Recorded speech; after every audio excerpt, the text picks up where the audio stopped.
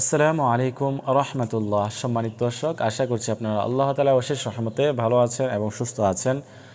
সম্মানিত দর্শক, আজকে আমি আলোচনা করব 7 বার বিসমিল্লাহ পড়ে পানিতে ফু দিলে কি হয় এ সম্পর্কে আমি বিস্তারিত আলোচনা করার চেষ্টা করব ইনশাআল্লাহ। এই আমলটি আপনারা কখন করবেন, কিভাবে করলে আপনাদের লাভ হবে এবং কি লাভ হবে এ সম্পর্কে আমি আলোচনা করব। সম্মানিত দর্শক, আমরা অনেকেই বিসমিল্লাহ পারি। বিসমিল্লাহ কিন্তু সহজ একটি আয়াত। তো এই বিসমিল্লাহ যে ব্যক্তি এভাবে আমল করবে, আমি যেভাবে বলবো সেভাবে আমল করতে পারবে, ইনশাআল্লাহ তার অনেক অনেক ফজিলত লাভ রয়েছে। আমি আপনাদেরকে বলবো ভিডিওর শেষে। আপনারা ধৈর্য সহকারে এই ভিডিওটি দেখতে থাকেন। প্রথমে আমরা শিখব এই আমলটি আমরা কিভাবে করব। আমলটি আমাদেরকে ভালোভাবে শিখতে হবে, তারপরে আমলটি করতে হবে। তো যারা এই চ্যানেলে নতুন আসছেন, এখনও পর্যন্ত চ্যানেলটি সাবস্ক্রাইব করেন নাই, অবশ্যই চ্যানেলটি সাবস্ক্রাইব করে পাশে থাকবেন, যাতে করে নতুন নতুন ভিডিওগুলো সবার আগে পেয়ে যান। আর এই ভিডিওটি যদি আপনার কাছে ভালো লাগে, অবশ্যই এটি লাইক করে দেবেন এবং আপনাদের মতামত জানাতে ভুলবেন না। সম্মানিত দর্শক, তো কখন আপনারা আমলটি করবেন? এই আমলটি আপনারা যে কোনো সময় করতে পারেন, কোনো নির্দিষ্ট সময় নেই, আপনি যে কোনো সময় এই আমলটি করতে পারবেন। তবে আপনাকে পবিত্র হয়ে নিতে হবে। পবিত্র হয়ে পবিত্র স্থানে বসে তারপরে আপনি 3 বার ইস্তিগফার পাঠ করবেন, যেরকম আস্তাগফিরুল্লাহ আস্তাগফিরুল্লাহ আস্তাগফিরুল্লাহ। তারপরে 3 বার দুরূদ শরীফ পাঠ করবেন, যে দুরূদ শরীফ আমরা নামাজের মধ্যে পড়ে থাকি। যদি আপনি ওই দুরূদ শরীফ না পারেন, তাহলে শুধুমাত্র আপনারা এই ছোট দুরূদটি পাঠ করবেন। সেটি হচ্ছে সাল্লাল্লাহু আলাইহি ওয়াসাল্লাম, সাল্লাল্লাহু আলাইহি ওয়াসাল্লাম। আর বড় দুরূদটি কি? বড় দুরূদটি হচ্ছে আল্লাহুম্মা সাল্লি আলা মুহাম্মাদ ওয়া আলা আলি মুহাম্মাদ কামা সাল্লাইতা আলা ইব্রাহিম ওয়া আলা আলি ইব্রাহিম ইন্নাকা হামিদুম মাজিদ। আল্লাহুম্মা বারিক আলা মুহাম্মাদ ওয়া আলা আলি মুহাম্মাদ কামা বারাকতা আলা ইব্রাহিম ওয়া আলা আলি ইব্রাহিম ইন্নাকা হামিদুম মাজিদ।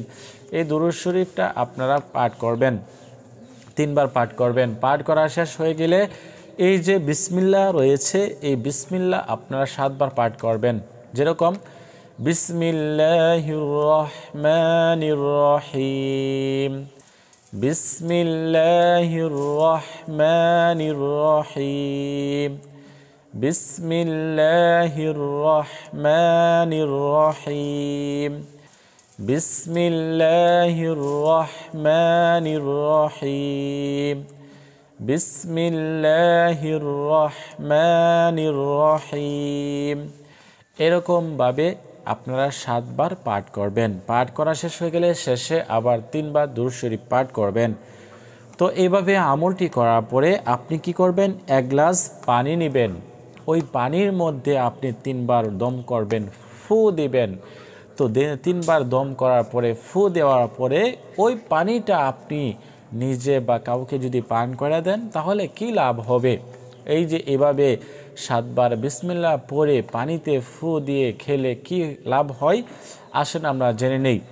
এভাবে যদি কেউ আমলটি করে, ইনশাআল্লাহ ওই ব্যক্তির পেট ব্যথা ভালো হয়ে যাবে। পেটের যে সমস্যা থাকুক না কেন, ওই সমস্যা থেকে ওই ব্যক্তি মুক্তি পাবে এবং পেটের যত ধরনের যন্ত্রণা রয়েছে এবং অসুখ বিসুখ রয়েছে, ওইগুলো আল্লাহ তাআলার রহমতে ভালো হয়ে যাবে। তো আপনার পেট ব্যথা যদি বেশি থাকে বা আপনার ছেলে মেয়েদের পেট ব্যথা থাকে বা যে কারোর পেট ব্যথা হোক না কেন, আপনি এভাবে আমলটি করবেন। সাথে আপনারা চাইলে সূরা ফাতিহাটি পড়ে নিতে পারেন। এই আমলটি শুধুমাত্র তাদের জন্য যারা কিছুই পারে না, সূরা সহি শুদ্ধভাবে পারে না, সহি শুদ্ধভাবে সূরাতুল ফাতিহাও পারে না, তাদের জন্য এই আমলটি। তারা অবশ্যই সহি শুদ্ধভাবে সূরা না পারলেও এই বিসমিল্লাহ যাতে দিয়ে তারা আমল করতে পারে, তাদের কাজ সেরে নিতে পারে, এই জন্য শুধু এই বিসমিল্লাহ দিয়ে আপনারা এই আমলটি করতে পারবেন। আর যারা সূরা ফাতিহা পারেন, তারা অবশ্যই সূরা ফাতিহা পাঠ করে 3 কুল পাঠ করে তারপর আপনারা ফু দিয়ে আপনাদের পেট ব্যথার জন্য এভাবে পানিতে ফু দিয়ে খেতে পারেন।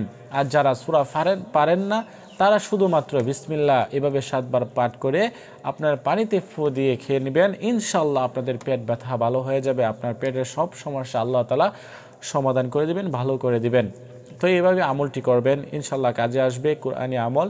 তো আজকের মতো এই পর্যন্তই। সকলে ভালো থাকেন, সুস্থ থাকেন, সেই কামনায় বিদায় নিচ্ছি। আল্লাহ হাফেজ। আসসালামু আলাইকুম রহমতুল্লাহ।